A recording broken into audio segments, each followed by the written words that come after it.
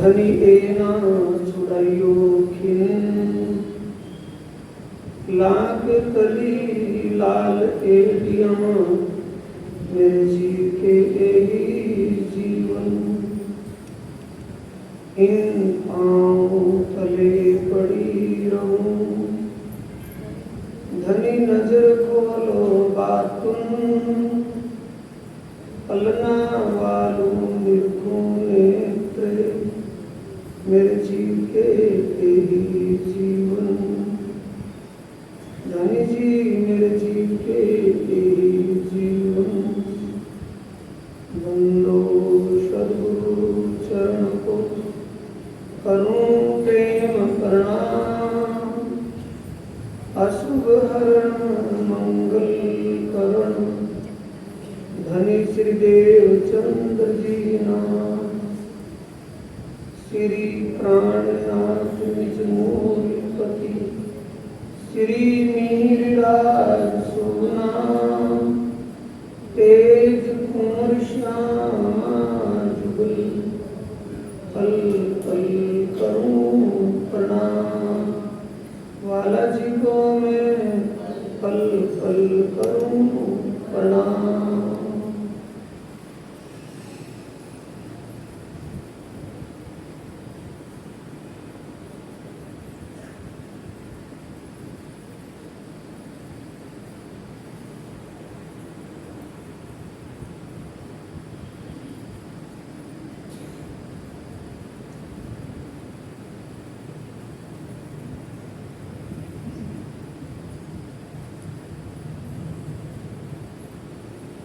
संबंधी प्यारे श्री सुंदर साथ जी,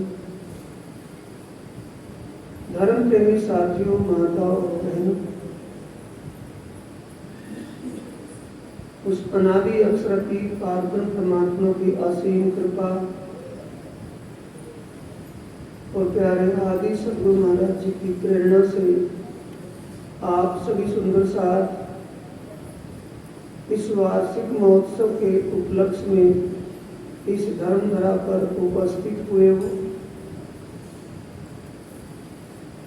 इस उपस्थिति का मैं आभार प्रकट करता हूँ। सुंदर साथ जी, आप ऐसी विकराल गर्मी में गर्मी की भी परवाह न करके यहाँ सेवा और सुमरण के लिए उपस्थित हुए हो, इससे मैं आपका आभारी हूँ। समय निकाला, अच्छे रोज हो गए हैं। आप वाणी गायन से, वाणी चर्चा से खूब आनंद ले रहे हैं। इस वाणी चर्चा से आपने जो सुना, 7 दिन का ये शिविर था, अपने आत्म जागने शिविर, और आत्म जागने का विषय भी चर्चनी और चिकनी ज्ञान से था। सुंदर साथी, तो चल रहा है, उसी का विषय आया है किरंतन ग्रंथ, प्रकरण 77, 78 और 79। 3 प्रकरणों से चर्चा है। 3 प्रकरणों का निष्कर्ष चर्चा में आएगा। 77वें प्रकरण की आखिरी चौपाई में प्राणनाथ जी कह रहे हैं, श्री महामत कहे जो होवे धाम की, सो पहचान के लीजो लाहा, ले सको सो लीजियो, फिर ऐसा न आवे समय। इसका मतलब 3 ब्रह्मांड हुए हैं जो अब ऐसे हुए ना होसी कब, इन तीनों में ब्रह्म लीला भई, ब्रज रास और जागनी कही। ये आखिरी जागनी का ब्रह्मांड आखिर है, आखिरत का वक्त है, क्योंकि इसके बाद जब प्रलय होगा ये ज्ञान आगे फिर कभी नहीं होगा, ना इस ब्रह्मांड से पहले कभी था। ब्रह्मांड का मतलब इस कलयुग, जिस कलयुग के अंतिम चरण में विजया अभिनंदन बुद्ध निष्कलन के स्वरूप में साक्षात सच्चिदानंद पारब्रह्म परमात्मा आवेश स्वरूप में प्रकट हुए। ऐसा कभी पहले किसी ब्रह्मांड में नहीं था, आगे भी कभी नहीं होगा। इसमें भी हमारी समझ, पहचान का मतलब समझ से है, इसमें भी हमारी समझ नहीं बनी। किसमें? जो अब से पहले किसी को भी आत्मीय ज्ञान नहीं था, इस तन को ही आत्मा माने बैठे थे। तन में जो जीव अपने कर्मों का फल भोग रहा है, इस जीव को ही आत्मा समझे बैठे थे। जबकि आत्मा इस तन और जीव से भिन्न है। उस भिन्नता को अब स्पष्ट करके बताया। इसमें पता चल गया कि परमात्मा क्या है, ईश्वर और भगवान क्या है, और देवता और इंसान क्या है।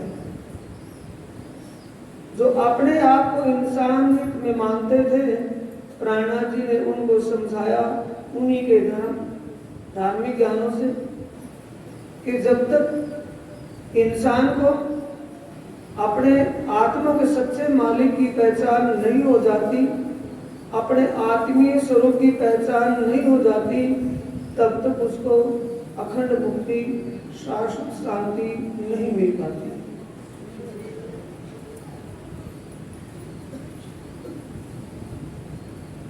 पहचान के लिए जो लाहा ले सको सो लीजियो, कंपेल करके नहीं। जो अपने जीव का भला चाहता हो, कोई इन वचनों पर गौर करना, अमल करना। अमल किए बिना कुछ भी लाभ नहीं मिलेगा। बार बार हर चर्चा में ये बात दोहराई जा रही है कि इस ज्ञान को जब तक हम अमल में नहीं लेंगे, बाईपास पोस्ट जैसे फॉरवर्ड की जाती है, इसको फॉरवर्ड करते रहेंगे, औरों को सुनाते और कहते रहेंगे। जिनको इस ज्ञान का पता नहीं, सुनने को नहीं मिला, वो चुपचाप होकर के सुनते रहेंगे। उस वक्त हमें क्या लगेगा कि ये मेरे ज्ञान से प्रभावित है,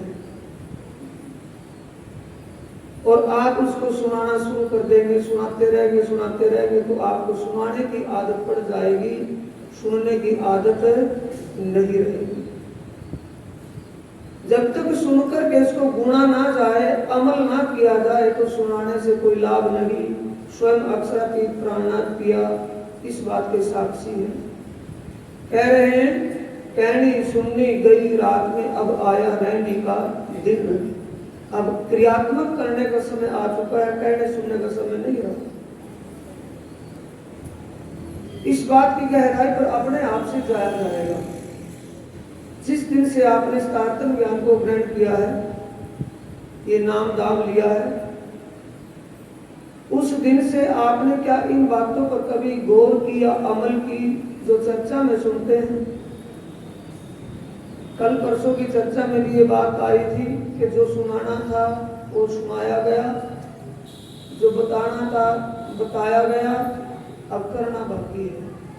जितना अब तक सुन लिया, क्या उस पर अमल किया गया? गुना उसको? अगर गुना नहीं तो फिर कब गुनेंगे? अमल नहीं किया गया तो फिर कब अमल करेंगे? आखिर का वक्त है। साथ जी पहचानियो ए बानी समय फजर,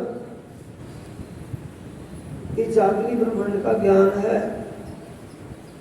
इस वाणी को आप दुनिया के और धर्म ग्रंथों से तुलना कीजिए, किसी में भी ये बातें नहीं मिलेगी जो इसमें मिली है। हक कहे मोहे तब पाओगे जब लोगे मेरा इश्क, लियाओ प्यार करो दीदार।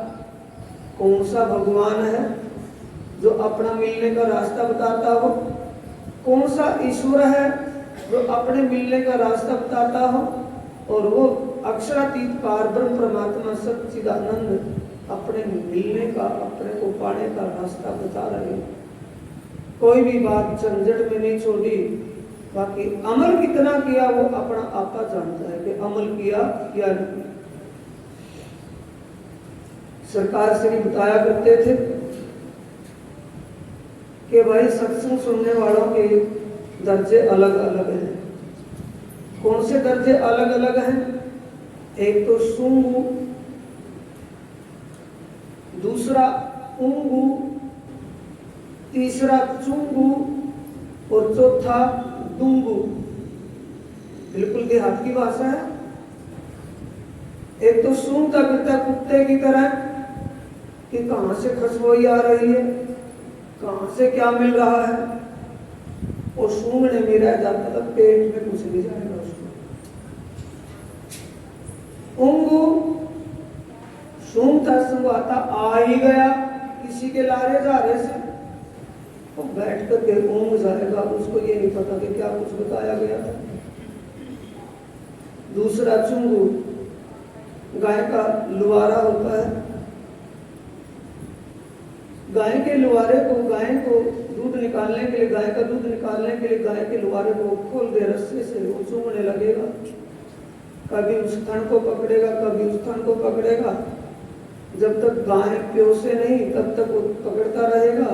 जब गाय प्योस जाएगी तो मालिक रास्ता पकड़ के उस लुवारे को, खूंटे को बांध देगा। प्योसा प्योसाया दूध गया। चुंगू की यह हालात होती है, और डुंगू की हालात होती है, सब दुनिया जानती है। नमक कहां से मिलता है? सागर से। नमक पानी से निकला था, और उसी नमक को पानी में डाल देंगे तो अपना आपा खो देगा। किसमें मिल जाएगा? पानी में। ये उनकी बात होती है जो सुनी हुई बातों पर गौर कर लेते हैं। सुने प्रवचनों पर जो गौर करता है, अमल करता है, वो डूबू के समान उसकी ज्ञान की गहराइयों में पहुंच जाता है। और जो ज्ञान की गहराई में पहुंच जाता है वो ध्यान की गहराई में भी पहुंच जाएगा, और जो ध्यान की गहराई में पहुंच जाएगा वो अपने मोक्ष को प्राप्त करेगी, इसमें कोई शक नहीं। सुंदर साथ जी, आइए फिर भी उपस्थित हुए हैं तो कुछ तो सुनने को मिल रहा। पहली बातों पर अमल नहीं हुआ तो आज इन बातों पर अमल कीजिए जो आ रही है सामने। हुई तुम्हारे कारने खोल देखो निज नजर, हुई तुम्हारे वास्ते। इस सृष्टि की रचना हुई वो भी तुम्हारे लिए।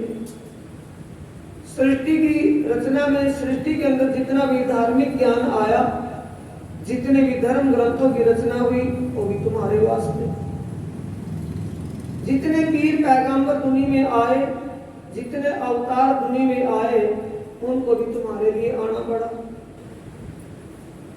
और अब ये ब्रह्म ज्ञान आया तो ये भी तुम्हारे कारण ही आया, वरना दुनिया में ज्ञान। क्योंकि पहला प्रकरण इस बात की गवाही दे रहा है, रास ग्रंथ का, ए वाणी दुनी में ना कहवाणी, पण सात माटे कहवाणी। आपके लिए जो कुछ भी है, सृष्टि में जो कुछ भी हुआ है, हो रहा है या होगा, वो सुंदर साथ के लिए ही हुआ है और होगा। हुई तुम्हारे कारण खोल देखो निज नजर, किससे? नजर घुमा करके देखिए। आप ये सुन रहे हैं कि परमधाम में आत्माओं का रब्द हुआ। उन आत्माओं में आप भी तो शरीक होंगे।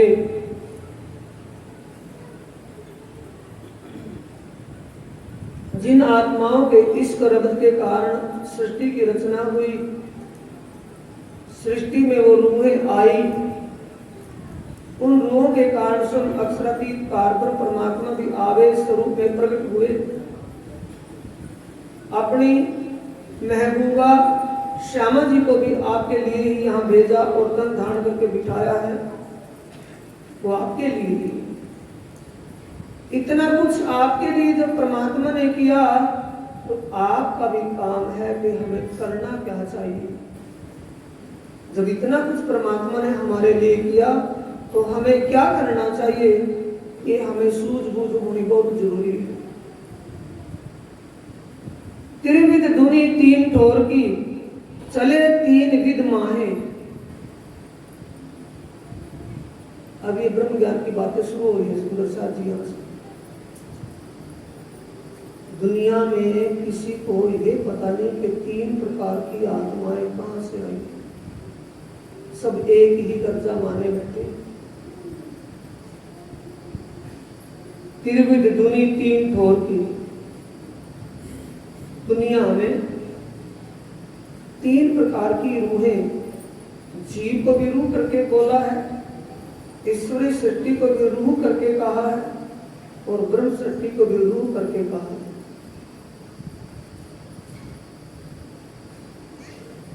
तीन प्रकार की आत्माएं इस संसार में मानव का तन धारण करके आई हुई है।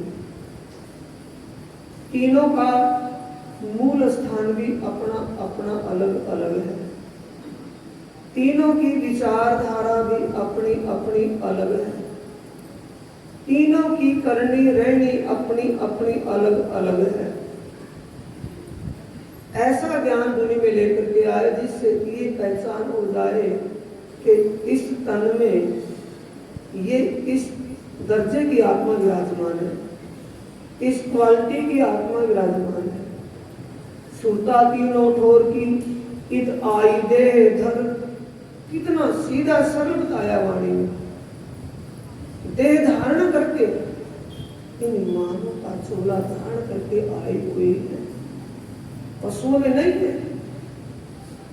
संसार के लोगों का कहना क्या है कि मक्खी मच्छर पेड़ पौधा वनस्पति सभी के अंदर आत्माएं हैं, क्योंकि उनको पता नहीं तो कुछ भी बोलते रहे। जब वो इस बात को सत्य सिद्ध करके समझ लेंगे कि आत्मा तो मानव चोले में आ सकती है और किसी में नहीं, जीव सबके अंदर है, तो अब विचारिए, इन्हीं के विचारों से विचारिएगा। सभी के अंदर जो आत्मा मानते हैं, जीव के अंदर आत्मा है ऐसा मानते हैं, पशु पक्षी के अंदर आत्मा है ऐसा मानते हैं, और फिर दूसरे बात में मानते हैं कि आत्मा, मेरी आत्मा बड़ी दुखी हुई। और तीसरा शब्द है आत्मा सो परमात्मा। आत्मा सो परमात्मा, ये तीनों बात दुनिया में सुनने को मिलती है, लेकिन जिनको समझ नहीं है तो कुछ का कुछ आंकड़ा लगाए बैठे। जब आत्मा सो परमात्मा बात स्पष्ट हो गई, आत्मा और परमात्मा में कोई भेद नहीं है, दोनों एक ही समान है। परमात्मा का हृदय स्वरूप आत्मा है, परमात्मा की हृदयश्वरी आत्मा है। जब आत्मा दुखी होगी तो परमात्मा भी दुखी होता होगा। जब परमात्मा दुखी हो जाएगा तो सुखी कौन रहेगा? ये उनकी बातों से उनका जवाब मिल रहा है। अपनी तरफ से कोई बात मिर्च मसाला मिलाने की आवश्यकता नहीं। जो दुनिया की आवाज है, दुनिया की आवाज का जवाब दुनिया की आवाज से ही मिल जाता है। इससे जवाब क्या मिलता है कि सभी तनों के अंदर आत्मा नहीं है। आत्मा उन तनों में, उन परमहंसों के तन में आत्मा थी जिन्होंने दुख को ही चाहा,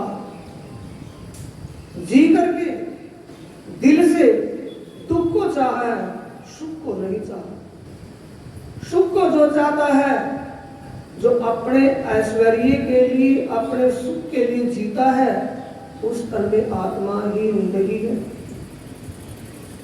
जो औरों के लिए, कल्याण के लिए, औरों के पर उपकार के लिए जीता है, उस तन में ढूंढेगी तो आत्मा है। दूसरा कोई पर उपकार कर ही नहीं सकता। पर उपकार की भावना परमहंस ब्रह्म मुनियों के अंदर होती है। अपने स्वार्थ की बातें धुनी के अंदर होती है। धुनी और दीन में जिसको समझे। अब यही तो बात है, ध्यान से समझना सुंदर साथी। जिन सुख सेवा की नहीं, न समझे कछु बात, सो काहे को गिनावे आप साथ में, जिन सुध सुपन्ना साक्षात। एक परमात्माओं को, परमहंसों को, ब्रह्म मुनियों को, ये तीनों का एक ही का नाम तीन है, तीन प्रकार से बोलता है।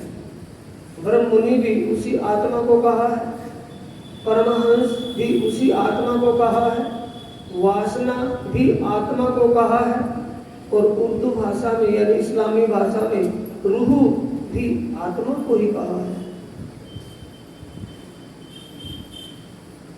आत्माओं के अंदर भेद, जीव और आत्मा के अंदर ये भेद है। सूरता तीनों ठोर की इत आई देह धर, ए तीनों रोशन नासुत में किया बेवरा इमामे आखिर। ये बेवरा ये पहचान है। मोहम्मद कहे जो होवे धाम की पहचान कर ली जो ला। पहचान कौन करवा रहा है? धाम के दूल्हा अक्षरातीत किया प्राणनाथ करवा रहे। आया न छुपाई में किया बेवरा इमामे आखिर। आखिर के वक्त इस कलयुग के अंतिम चरण में जो बुद्ध निष्कलंक अवतार का आना लिखा है, उन बुद्ध निष्कलंक अवतार आखिरुल इमामे में भी साहेब ने ही आकर के ये स्पष्टीकरण किया है कि तीन प्रकार की आत्माएं कौन कौन कैसी होती है। ये आगे सर्जरी हो रही है, इसी बात की स्पष्टीकरण हो रहा है आगे अगली पंक्तियों में। इन विध जाहिर कर लिखिया शास्त्रों के दरमियान। ये बात धर्म ग्रंथों में पहले से स्पष्ट करके लिखी हुई है। स्पष्टीकरण अब हुआ है, पहले से संकेतों में लिखी हुई बातें हैं जो अब विजयावलंबन बुद्ध निष्कलंक के इस इल्म लदुन्नी तारतम ज्ञान बेशक इल्म से स्पष्ट हो रही है बातें। तीन सृष्टि आई जुदी जुदी, पहुंचे अपने ठोर निदान। निदान का मतलब है ये ब्रह्म ज्ञान पाकर इस इल्मे लदुन्नी से वो तीन ठोरों से आई आत्मा तीनों अपने अपने ठिकाने पहुंच जाएंगे, कि उनको पहचान हो जाएगी कि असलियत है क्या, सत्य और परम सत्य है क्या। वो उस बात को समझ लेंगे। किससे समझेंगे? ज्ञान सच्चा से समझेंगे। बेसिक इल्मे ना समझे तो ऐता मता मैंने तुमको दिया, सो जानत है तुम दिल। बेसिक इल्मे ना समझो तो शहूर करो सब मिल। बैठ करके उस बात पर विचार की जाए, गोष्ठी की जाए, विचार विमर्श किया जाए कि कभी मैं रोंग साइड तो ना हूं, मैं कुमार्ग की तरफ तो नहीं जा रहा हूं, मैं शब्द का अर्थ ना अनर्थ तो ना कर रहा हूं। कि मिल बैठकर के बातें स्पष्ट हो जाती है।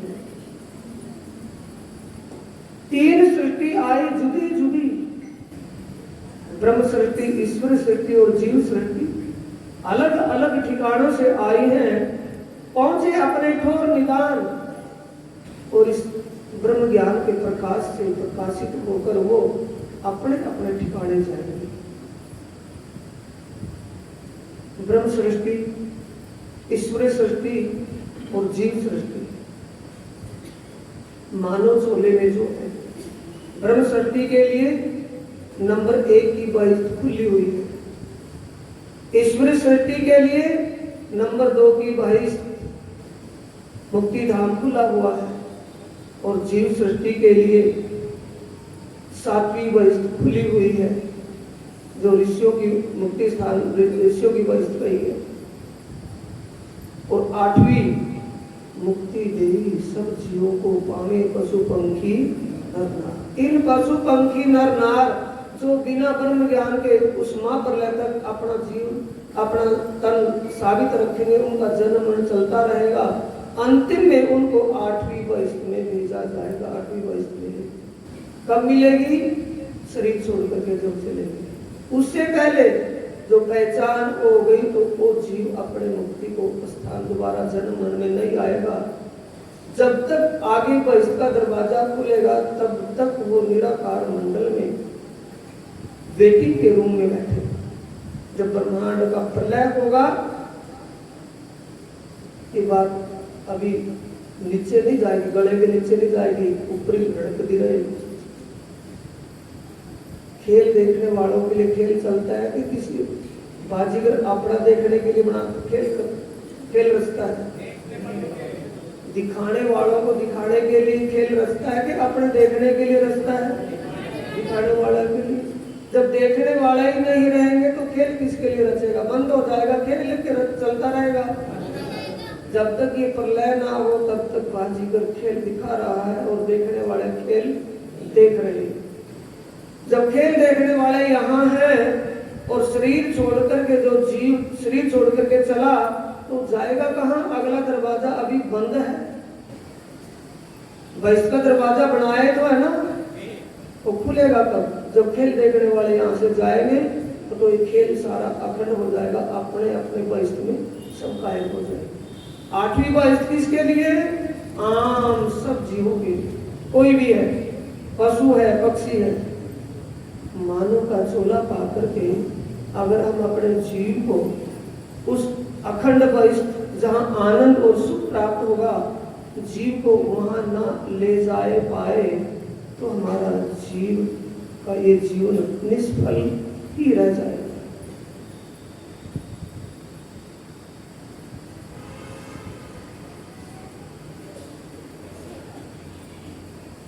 उनसे पैदा कहा है, एक हम बहुत श्याम प्रजायाम, एक हूं बहुत से हो जाऊं कहने से जो पैदा हुए हैं वो जीव सृष्टि के जीव हैं। त्रिगुण से पैदा हुई ये जो सकल जहान, सो खेले तीनों गुण लिए नाई एक दूसरे समान। 3 गुणों के अधीन होकर इसमें खेल कर रहे हैं। खेले, खेल देखने नहीं, खेले। कौन खेल रहे हैं? जीव। जीव सृष्टि खेल रही है ब्रह्म आत्मा को दिखाने के लिए, लेकिन ब्रह्म आत्मा भी खेल करने लगी। खेल करने लगने का मतलब इस खेल से वो प्रभावित है, अपनी लीलाओं से प्रभावित नहीं है।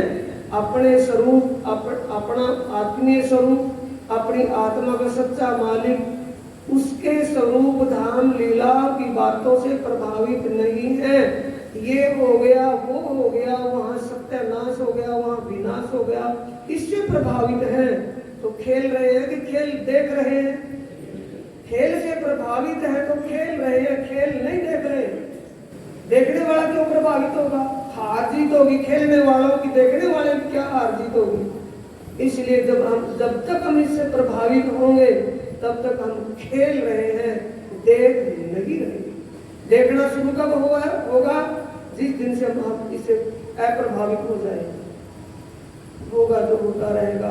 समय ने विधि के विधान, विधाता ने विधि के विधान में जो रचा हुआ है वो अपने समय पर वैसा ही होगा। हाँ, उसको कैसे नहीं हो सकता, ना हो ऐसा कौन सा पॉइंट है? किए हुए को भोगना पड़ता है हर हाल, या सतगुरु कृपा करती है उसे बहाल। ये कथन मैंने महाराज श्री की गीतिक में लिखा हुआ देखा है। किए हुए को भोगना पड़ता है हर हाल, या का मतलब रेडवती, सावधान, या सतगुरु कृपा करती है उसे बहाल। सतगुरु कृपा कौन सी है? सुंदर साथ जी सुना करके चले जाना, इसमें लाभ नहीं है। मैंने पूछा आपसे कि सतगुरु कृपा क्या होती है, कैसे होती है? वो सतगुरु कृपा बताएंगे? सतगुरु कृपा कौन सी होती है? ये जो चर्चा चल रही है यही तो सतगुरु कृपा है, जिसमें हर बात खोल खोल करके स्पष्ट कर करके समझाई जा रही हो। एक ज्ञान सुनने को मिल रहा है, ये उस प्रियतम की, उस हादी की असीम कृपा है। ये प्रोक्ष रूप की बातूनी कृपा है, जिस कृपा से हमें अपनी आत्मीय पहचान आत्मा के सच्चे मालिक के स्वरूप, श्रृंगार, शोभा, लीला, धाम, इन सब का ज्ञान होता हो, वही कृपा, बातुनी कृपा है। जिस ज्ञान हो जाने से और ध्यान लग जाने से हमारा कर्मों का बंधन छूट जाए, वही उस सद्गुरु की कृपा है। या सद्गुरु कृपा करती है उसे बहाल, सद्गुरु कृपा से या किसी और से, और मौन को बैठे क्या सो गए? सद्गुरु कृपा से बहाल हो सकते हैं या नहीं हो सकते हैं? तो सद्गुरु कृपा ज्ञान है या हाथ रखवाना है सिर पर, और थेपी लगवाना तो नहीं है?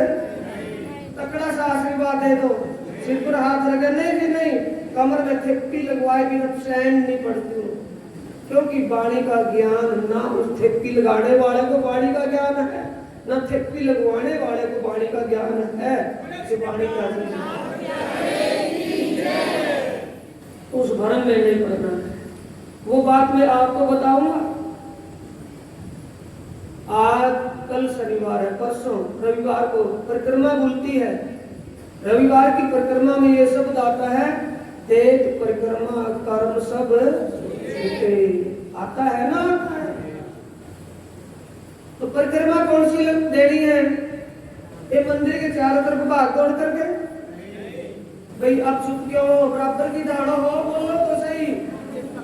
परिक्रमा के मंदिर की परिक्रमा करके कर्म बंधन छूटेंगे या वाणी के ज्ञान और ध्यान से कर्म बंधन छूटेंगे? वाणी के ज्ञान और ध्यान से ही कर्मों के बंधन छूटेंगे।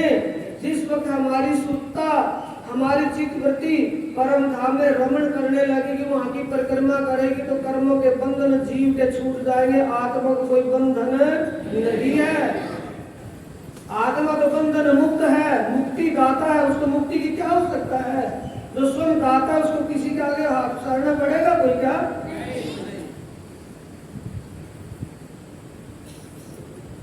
आपका जो ये 7 दिन का शिविर चल रहा है, ये वो परिक्रमा करवाने के लिए चल रहा है।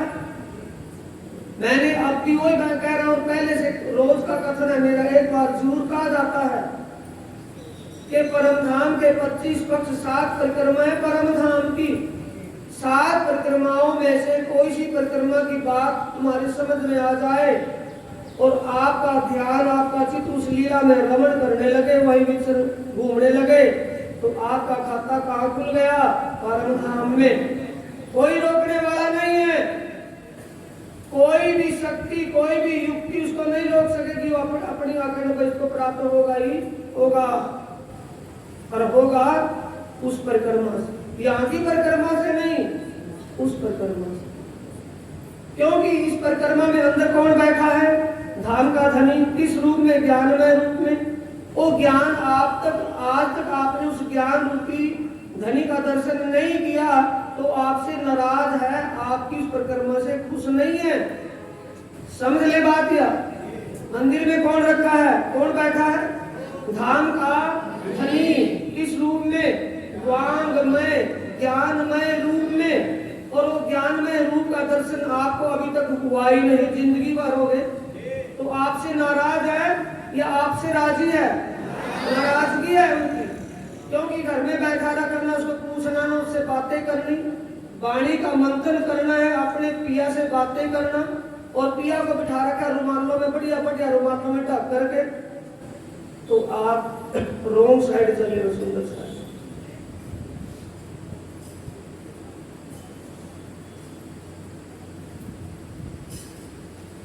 ये आ ही गया, क्योंकि जैसी मति वैसी गति।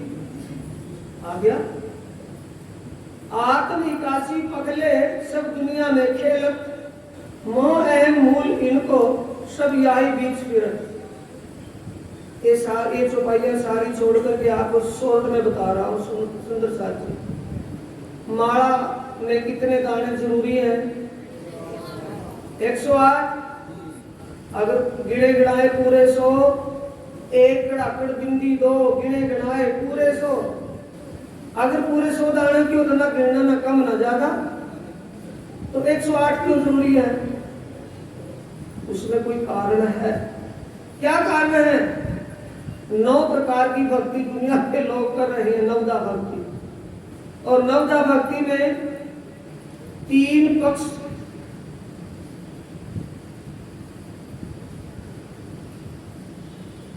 नवदा भक्ति है और पक्ष 3 है, पुष्ट, प्रवाह और मर्यादा।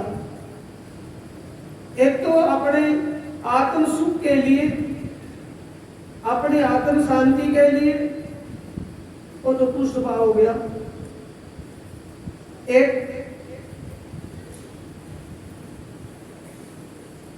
प्रवाह पक्ष, मर्यादा पक्ष के सिर्फ हाजिरी पूरी करने के लिए। कभी अड़ोसी पड़ोसी या घर का कोई ये ना कि नास्तिक विचार का है, थोड़ी कलिया खड़काई, शंख बजाया, क्या सुबह उठ करके भक्ति करता है। दूसरा प्रवाह पक्ष। तीसरा कि कोई सा हो, आत्म शांति के लिए नहीं, किसी को जचाने के लिए नहीं, कभी समय मिल गया तो कर लिया और ना कर लिया तो ना सही। ये प्रवाह, जो प्रवाह में चलता है उसका कोई भी साक्षी नहीं होता है, वो प्रवाह में बह जाता है। 3 पक्ष भक्ति एक है, ये कीर्तन, श्रवण, पदसेवा, अर्चना, वंदना, 9 प्रकार की भक्ति है। एक भक्ति को करने वाले भाव कितने भक्तों के? 3, 9 दिया 27। और त्रिगुण के अधीन भक्ति है, 3 गुणों के अधीन भक्ति होती है। आप यहाँ भक्ति भाव लेकर के आए हैं या वैसे मेहमानगिरी में चले आए? भक्ति भाव लेकर के यहाँ आए हैं। जब आए तो भक्ति भाव सबका एक ही समान है। अब यहाँ आकर के चर्चा का जब समय आया तो चर्चा में बैठ गए। एक तो पीछे से टाइम टू टाइम आए, काम धंधा करके भाग दौड़ में, और भागते दौड़ते आए तो यहाँ बैठे जब हवा में आकर के आपको आलस्य ने दबोच लिया। आलस्य में इतने चले गए कि बैठे बैठे नींद की झपकी आ गई, ये नहीं पता कि क्या कहा गया वहां। तो आप किसके अधीन हो गए? किसके अधीन हुए हैं?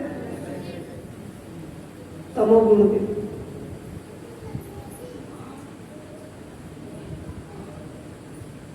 अब ये लाइट चली हुई, पंखे चले हुए हैं, हवा में बैठे हैं, हवा पंखा बंद हो जाए, लाइट चली जाए तो सोता हुआ भी जाग जाएगा, और जो सोए हुए बिना बैठे वो तो कहेंगे कि क्या यार ध्यान, लाइट जनरेटर लाइट आई नहीं।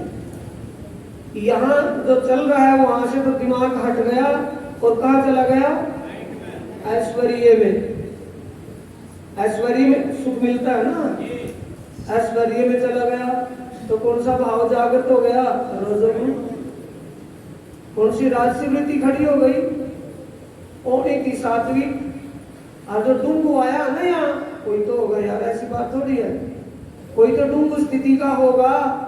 ये थोड़ी है कि सारा ये सब ही है।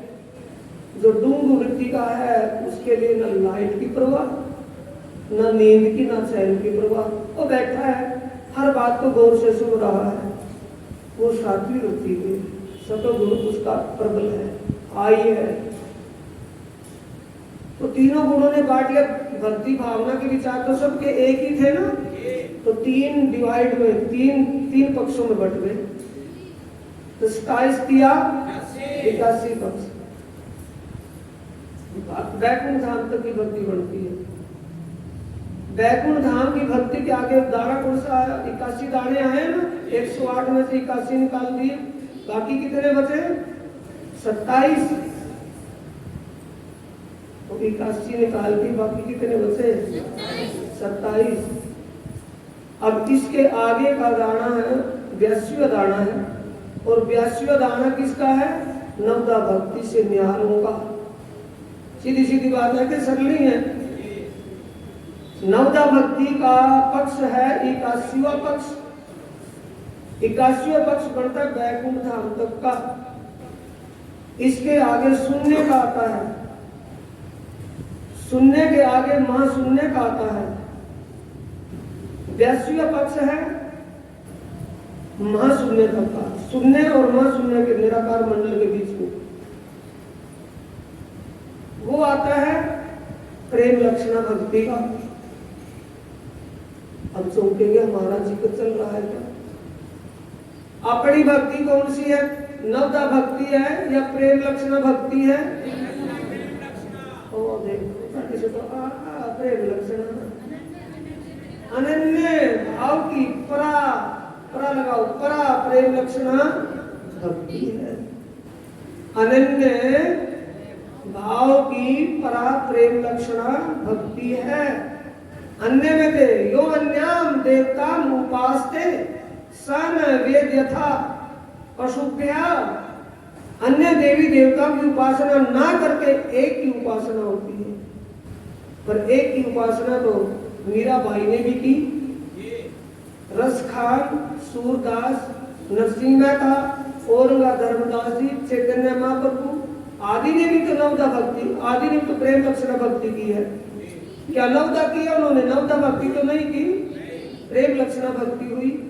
तो अखंड मुक्ति उनको बोलो नहीं मिली, क्योंकि अवतारों इत क्या किया? जो दईना बका की शुद्ध तोलो द्वार मूंदे रहे, आए बोले विजयाभिनंदन बुद्ध। विजयाभिनंदन बुद्ध कब आए? अब 400 साल पहले। और ये कितने दिन पहले हो गए हैं? 400 साल से पहले हुए हैं कि अब हुए हैं? पहले हो चुके हैं। अगर उनको अपनी भक्ति का फल अखंड मुक्ति मिल जाता तो पार ब्रह्म परमात्मा के आवेश स्वरूप विजय अभिनंदन बुद्ध निष्कल को आने की जरूरत ही नहीं थी। तो उनको कौन सी भक्ति का कौन सा दर्जा मिला है? 82वां पक्ष है। कहां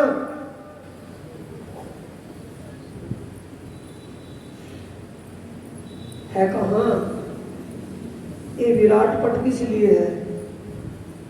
परमधाम का पट दर्शन नहीं, विराट पट की बात कह रहा हूं। जो विराट का नक्शा लगा हुआ है ये किस लिए है? महाकारण किसका? नारायण भगवान का। भगवान नारायण महाविष्णु, जिसको सबल ब्रह्म भी कहा है, आदि पुरुष भी कहा है, आदि नारायण भी इसी को कहा है। उसके महाकारण में तीनों लीलाओं का प्रतिभास पड़ा हुआ है। कौन सा? रास की लीला का, अखंड रास की लीला का प्रतिभास, प्रतिबिंब अव्याकृत में, अव्याकृत के महाकारण में है, और नारायण के महाकारण में महारास रास लीला का प्रतिभास, ब्रज की लीला का प्रतिभास और पुरुष की लीला का प्रतिभास पड़ा हुआ है। प्रतिभास असली सूर्य आसमान में निकला हुआ है, नकली सूर्य पानी, एक किसी बर्तन में पानी रख दो, नीचे थाली में पानी रख दो, उसमें भी सूर्य दिखने लगेगा। तो असली कौन सा है? थाली वाला या आसमान वाला? आसमान वाला। थाली में नकली है और उसका प्रकाश ऊपर से थाली में पड़ रहा है, और थाली का प्रकाश बराबर में दीवार पर पड़ रहा है, वहां भी पानी सा हिलता दिखाई दे रहा है। असली कौन सा है? ऊपर, बीच में या दीवार पर? ऊपर। और बीच का परछाई, और दीवार का परछाई की भी परछाई। आगे समझ में? ऊपर वाला असली, थाली वाला परछाई, और दीवार वाला परछाई की भी परछाई। तो परछाई को कहते हैं प्रतिभास। असली वाला कहाँ है? सबलिक ब्रह्म के महाकारण में महारास अखंड रास है, अखंड रास है। अक्षर ब्रह्म के मन अव्याकृत के महाकारण में प्रतिबिंब का रास है, और मन का प्रतिबिंब का प्रतिभास उनके स्वप्न स्वरूप के महाकारण नारायण के अंदर है। तो जितने भी कृष्ण भक्त हुए या कृष्ण भक्ति करने वाले, अब हो या तब हो, समझ में आ रहा है? तब हो या अब हो, तो कृष्ण भक्ति की, कृष्ण स्वरूप की पहचान किए बिना जो भक्ति कर रहे हैं, दोबारा फिर श्री कृष्ण के स्वरूप की पहचान किए बिना जो भक्ति कृष्ण की भक्ति कर रहे हैं या जिन्होंने करी हुई थी वो अखंड मुक्ति को प्राप्त नहीं हुए।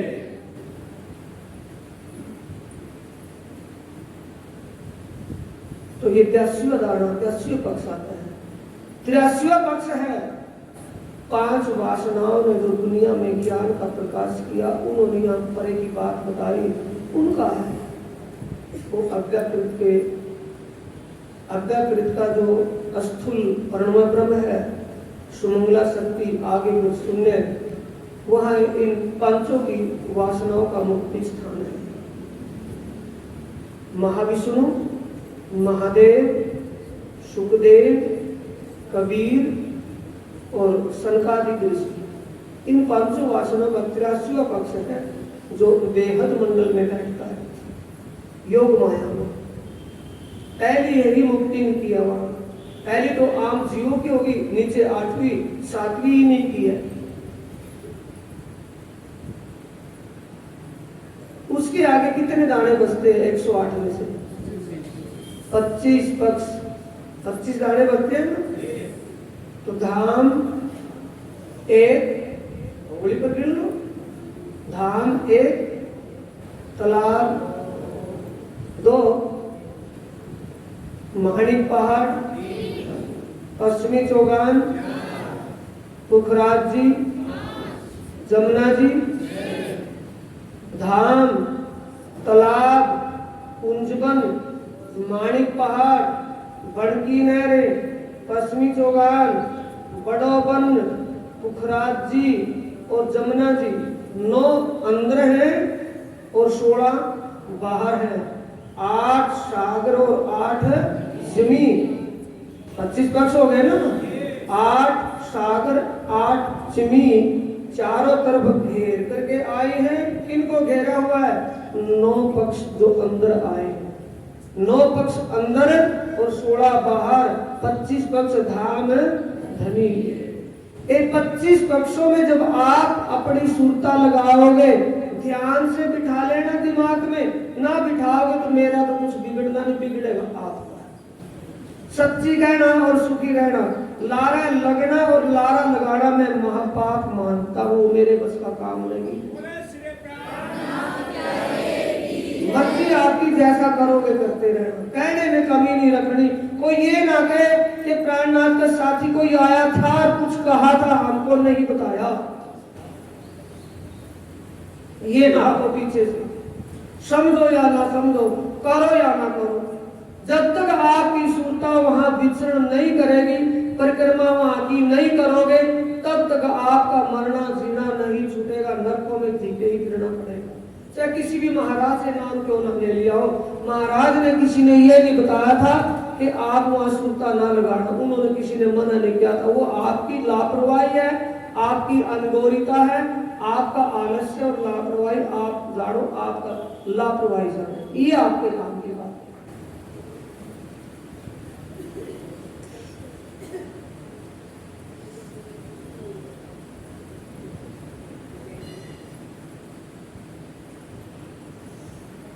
मोह अहम गुण की इंद्रियां करे फैल पशु प्रवाहन, फिरे अवस्था 3 में ए जीव सृष्टि की पहचान। जीव सृष्टि की पहचान क्या बता रहे हैं कि जागृत अवस्था में है तो भी 99 के चक्कर में, ऐश्वर्य के चक्कर में, सोने की अवस्था में है तो भी वही चक्कर, स्वप्न की अवस्था में है तो भी वही चक्कर। कैसे है? पशु प्रवाह, पशु की तरह खाए पिए और सोए, खाए पिए और सोए। ये खाना पीना सोना, खाना पीना सोना जो है 3 बात के संतोषी। यम का डंडा बजेगा जब उड़ेगी सारी बेहोशी। सुबह निकट न आग ही, सद्बुद्धि के पास जाने की कोशिश भी नहीं। शिविर चला था, एक दूसरे से डिस्कस होंगी आज, जो आज सुंदर साथ आएंगे वो पूछेंगे कि क्या क्या चला भाई, क्या क्या सुना। तो वो सुनने विचारने से क्या सद्बुद्धि आएगी? जिन्होंने 7 दिन का 6 दिन का शिविर अटेंड किया होगा उनको कुछ न कुछ तो पल्ले पड़ा ही होगा। जीव शक्ति की क्या आदत क्या है? सुबद निकट न आवही, चले बाहर दृष्ट, जाहिरी दिखावा। बाहर दृष्टि का चलना यानी कि जाहिरी दिखावा, भक्ति का जाहिरी दिखावा करना। हमारे सामने ऐसे ऐसे रोज कार्यक्रम पेश होते हैं सुंदर सा चीजों आपको मैं कह रहा हूँ। वो कोई ध्यान में बैठ करके दिखाता है, कोई कहता मैंने अन्न छोड़ दिया, कि मैंने फल ले लिया, मैंने दूध लेता हूँ, मैं ये करता हूँ। ऐसी बाहर दृष्टि से ज्यादा मिलते हैं। सुबुध निकट न आवी, चले बाहर दृष्ट, आत्म दृष्टि न लेगी तो कई सुपन की सृष्टि। आत्म दृष्टि न लेगी, अंतर आत्मा से भक्ति करने की उनकी आदत नहीं होती। वो जाहिरी दिखावा जो जानते करते हैं। ये कौन है? जीव सृष्टि।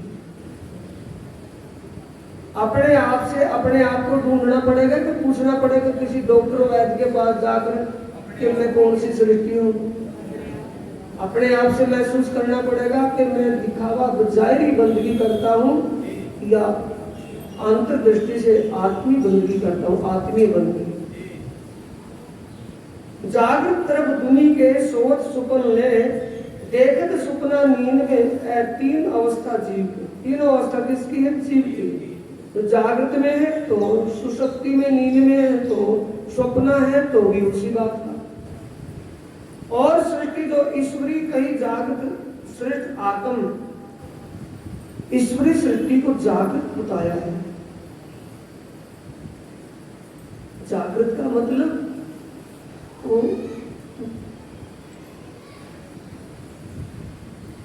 धर्म ग्रंथों के धार्मिक ज्ञान के अनुसार चलने वाली। अब सारी बात को छोड़ दो। धार्मिक विचार वृत्ति होती है। विचार वृत्ति से समझ रहे होंगे ना? जीव सृष्टि की कैसी विचार वृत्ति होती है? सिर्फ दिखावा करना। कौन सी दृष्टि होगी? दिखावे की। और ईश्वर सृष्टि की कौन सी वृत्ति है? धार्मिक। धार्मिक दृष्टि है, धार्मिक वृत्ति है। धार्मिक वृत्ति का मतलब जैसा धर्म ग्रंथ कह रहे हैं उनके अनुसार समझ करके भक्ति करना।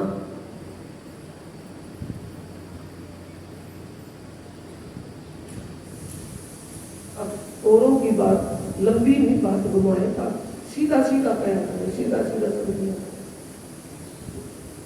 जैसा ये ब्रह्म ज्ञान कहता है वैसे ही उपासना बंदगी करना। कौन सी उपासना बंदगी?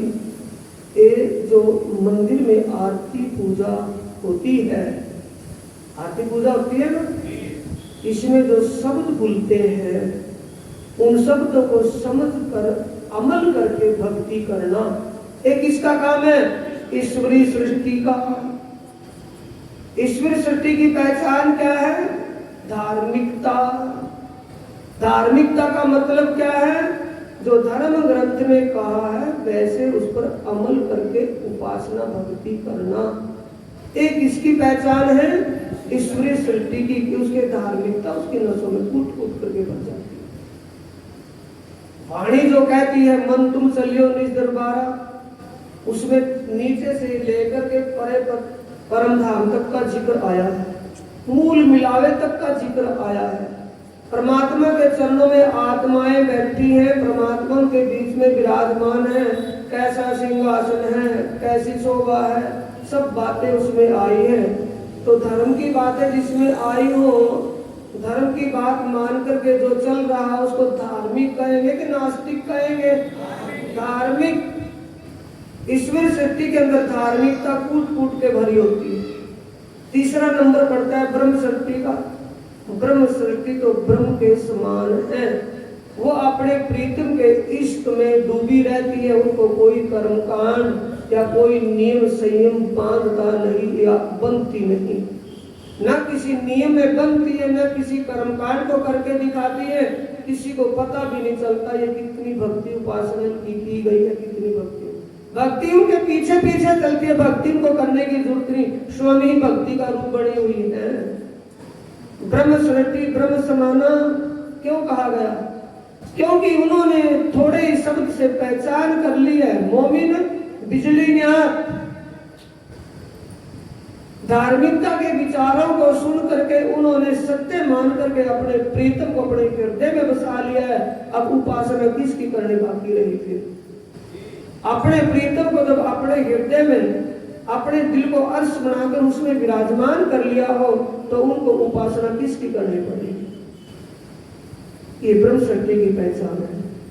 कौन सी भक्ति है? रूहानी और छिपी बंदगी। कल की चर्चा थी, रूहानी और छिपी बंदगी किसकी है? रूहानी कहते हैं अंतर आत्मा के द्वारा। छिपी का मतलब किसी को क्या पता किसकी आत्मा में क्या चल रहा है। वो एकांत में किसी को दिखाने के लिए नहीं, ये मेन गेट के सामने बैठ करके चौकी लगा करके बैठ गया कि आपका गजित तो इस वक्त समाधि में बैठा हुआ है, ध्यान में बैठा हुआ है। क्यों ड्रामा उन्हीं के सामने करना है? एकांत में बैठ करके रात के समय करो, दिन में करो, जब भी दुनिया, ताकि दुनिया उसको देख ना पाए, दुनिया उसको समझ ना पाए, ऐसे रूप में अंतर्दृष्टि से भजन करना। ये किसका काम है? किसकी पहचान है? ब्रह्म सृष्टि की।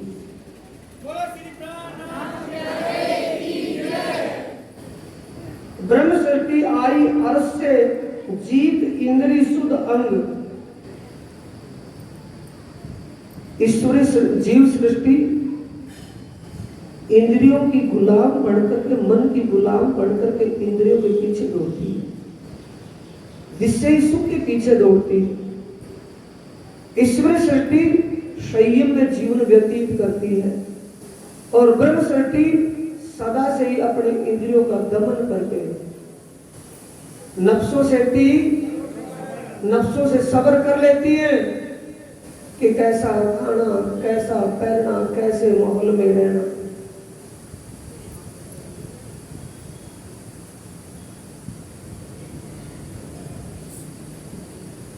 एक बार की बात सुंदर साथी थोड़े से एग्जाम्पल से सुनो, एक थोड़ा सा उदाहरण देकर के आपको बताऊंगा जो क्रियात्मक और अनुभव और प्रैक्टिकल में देखा है। एक बार महाराज श्री सर्दी का समय था और टिकोला गांव में अपने सुंदर साथ प्रमोद जी उनके घर प्रोग्राम चला हुआ था। ठंड का समय था, दिसंबर जनवरी का। तो सत्संग का मतलब था उन घर वालों के लिए ये था कि जिसके घर प्रोग्राम चल रहा था कि 3 दिन का प्रोग्राम होगा और महाराज श्री ने रात का प्रोग्राम भी जोड़ दिया वहीं सेवा पूजा के बाद। अब उन्होंने महाराज जी का तो इंतजाम कर दिया, एक बिस्तरा महाराज जी का गर्म बिस्तरा उनके नीचे तो बिछा दिया, उनको उड़ा दिया और सुंदर सा जो वहाँ वाणी गायन के लिए पहुंचे हुए थे सत्संग में, जो ऐसे आए हुए थे दूसरे पस गाँव से, वो अपना अब ठंड में कुकड़ू को पूरी रात बीत गई, ढोलक बजते बजते पूरी रात चलेगी तो गाते बजाते। सुबह जब दिन निकला तो महाराज से ही कहने लगे क्योंकि दुनिया के लोग ये कहते हैं कि ब्रह्मात्माएं चली गई, हम तो नहीं कह सकते ब्रह्मात्माएं चलेगी, ब्रह्म मुनि तो अब भी है। तो ब्रह्म मुनि कौन होते हैं? सुंदर साथ जी, जो समय को देखते हुए सहन कर लेते हैं, उनको कहते हैं ब्रह्म मुनि। ये नहीं कि भक्ति से पहले ऐश्वर्य, जो अपने विषयी सुखों के पीछे दौड़ता है उसके अंदर भक्ति का नाम सारा नाम मात्र भी नहीं होता। अपने मन को तो पाना, अपने तन को तो पाना, ये हमारी बंदगी है। संसार की बंदगी दिखावे की है, हमारी बंदगी अंतर आत्मा से करने वाली है। अगर ठंड है तो ठंड को सहन लेना, गर्मी है तो गर्मी को सहन लेना, भूख है तो भूख को सहन लेना, प्यास है तो प्यास को सहन कर लेना, ये हमारी अंतस्करण की बंदगी है। इसे कहते हैं रूहानी और छिपी बंदगी। ब्रह्म सृष्टि आई अर्श से जीत इंद्रिय शुद्ध अंग। ये मेरे सामने जो दूसरा चरण आया है ब्रह्म सर्दी आई अरस से जीत किसको? इंद्रियों को। शुद्ध अंग, अंग हृदय कहते हैं। मन चित्त बुद्ध अहं और अपनी इंद्रियों पर जिन्होंने विजय प्राप्त कर ली, वो लक्षण किसके हैं? परमात्मा। छोड़ माहे बाहर दृष्ट अंतर पर आत्म धनी संग। हर समय वो अपने प्रीतम से एक रस रहती है, कभी प्रीतम को दूर नहीं जानती कि दूर है, नहीं, वो हमारे अंग संग है। कल की चर्चा भी थी, ध्यान देंगे सुंदर साथी, तभी आपका सेवा भाव बढ़ सकता है, वरना कोई चारा नहीं, कोई रास्ता ही नहीं है। आप अपने आप को अकेला मानते हो कि राज्य भी आपके साथ ही है? क्यों भाई, आज खाना नहीं खाया, दोपहर को प्रसाद नहीं जीना खाया, और मोदी जी ने तो आपको 2 गुना ऊपर आगे चढ़ा दिया, फिर आप बोलते क्यों नहीं हो? आवाज क्यों नहीं है? सुंदर साथ जी, आवाज क्यों नहीं है? कल भी आपको बताया था, आज भी वही बात आई है। आत्मा के साथ परमात्मा हर पल रहता है कि कभी कभी आता है? हर पल आत्मा का सच्चा मालिक आत्मा के अंग संग हर पल रहता है, और हम अपने आप को परमधाम की आत्मा मानते हैं, सुंदर साथ मानते हैं, और ये भी कहते हैं, जुबान से तो कहते ही हैं कि राजी मेरे साथ है, मैं अकेला नहीं, मैं राजी तो मेरे साथ है। तो राजी सबके साथ है कि एक ही के साथ है?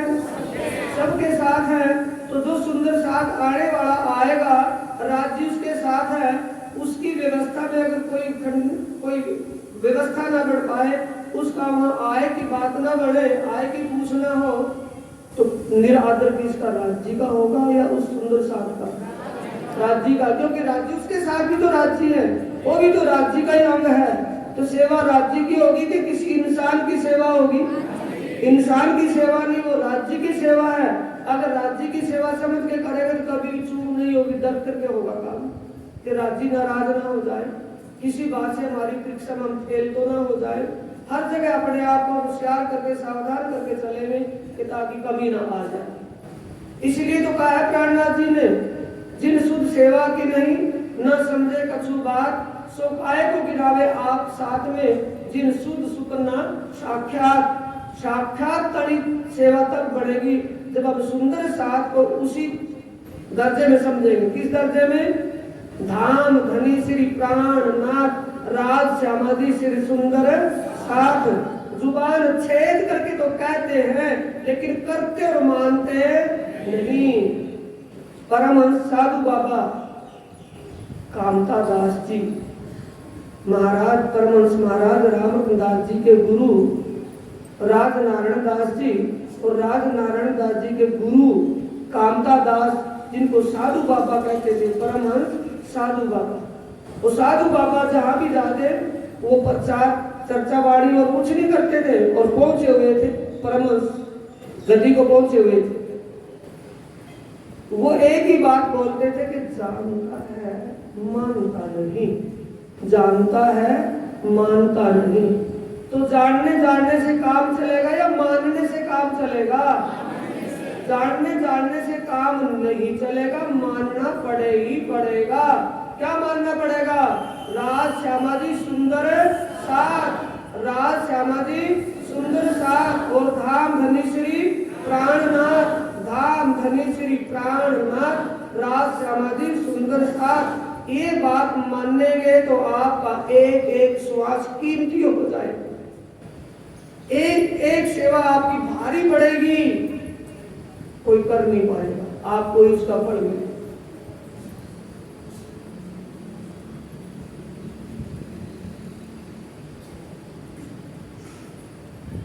कृपा है कई विध की है जो तीनों सृष्टि ऊपर, एक एक पर कई विध इनका बेवरा सुनो दिल धर। सुंदर साथ जी, 3 प्रकार की सृष्टि है, और तीनों पर परमात्मा की कृपा अपने कर्म के अनुसार अलग अलग है। क्या आई है?